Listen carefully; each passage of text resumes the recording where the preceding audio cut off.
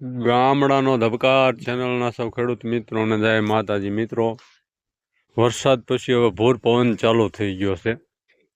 હવે આપણે કપાસમાં અત્યારે શું શું પગલાં લેવા જોઈએ?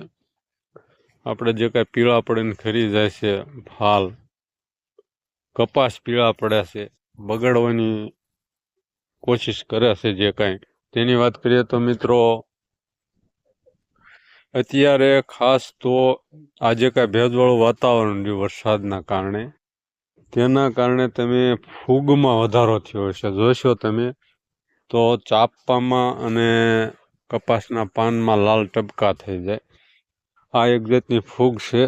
તેના માટે ફૂગનાશક જે આપણે ખેડૂતો ક્યારેય ઉપયોગ નથી કરતા, બહુ જૂજ પ્રમાણમાં ઉપયોગ થાય છે. ખરેખર જે કાંઈ આ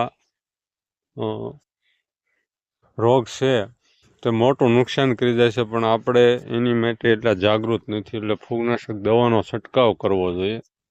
ત્યાર પછી મિત્રો, અત્યારે આને કોઈ એવી લીલી પોપટિક સફેદ માખી જે એનો સમયગાળો છે, હવે ભૂર પવન થયો એટલે ઓછી પણ આવે, પણ છતાં આ જ્યારે પૂર્વમાંથી કે દક્ષિણ પૂર્વમાંથી પવનો ફરે ત્યારે ફરી થોડોક ઉપદ્રવ દેખાતો હોય છે. તેની માટે ની દવા છાંટવાની હોય છે. અત્યારે તો હાલની તકે કોઈ એવી દેખાતી નથી જીવાત. પછી મિત્રો, હવે આને પાલર પાણી પાવું જોઈએ, ઉતારવું જોઈએ. એટલે કે એક મૂકીને એક અત્યારે ઉતારો. એનું કારણ છે કે ભેજ વધી જશે તો તમારું જે કાંઈ થળિયામાં ઝીંડવું છે તે કાળું પડી જાય છે અને ફૂગી વળી જાય છે, એટલે થોડુંક તે નિષ્ફળ જવાની બીક રહે. પણ તમે જે કાંઈ મોટરથી પાણી આપશો, સિંચાઈ કરશો, એટલે આ ભેજ ઉડાડી મૂકશે. આ ભેજ ઉડી જશે એટલે ફરી તમને નવો સળવળાટ કપાસમાં દેખાય.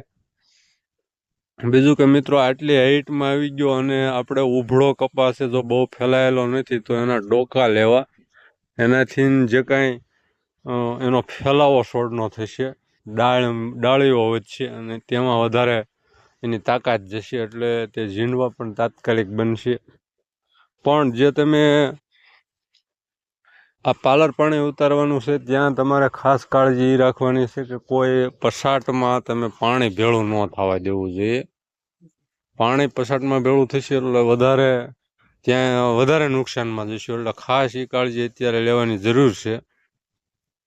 અત્યારે મેન વાત રહી ખાતરની, તો મિત્રો તમે એમોનિયા ખાતર આપી શકો છો, જેનાથી સલ્ફર, જેમાં વધારે સલ્ફર અને નાઇટ્રોજન આવે, એમાં સલ્ફરની ખાસ જરૂરિયાત રહેશે. અત્યારે જે કંઈ આ ઝીંડવા બંધાવવા માટે તમે અખતરો કરજો, 2 સાહમાં ન આપતા ને 2 સાહમાં આપજો, પછી એનું રિઝલ્ટ જોજો. એટલે એમોનિયા આપણે મોરેશ્યુ સામાન્ય કે એનો ફૂલ સમયગાળો છે, ડોકા લેવાનો છે, અને ખાસ ફૂગનાશકનો અને પાલર પાણી ઉતારવાનો અત્યારે ખાસ જરૂરિયાત છે. કોઈ એવી જીવાત દેખાતી નથી.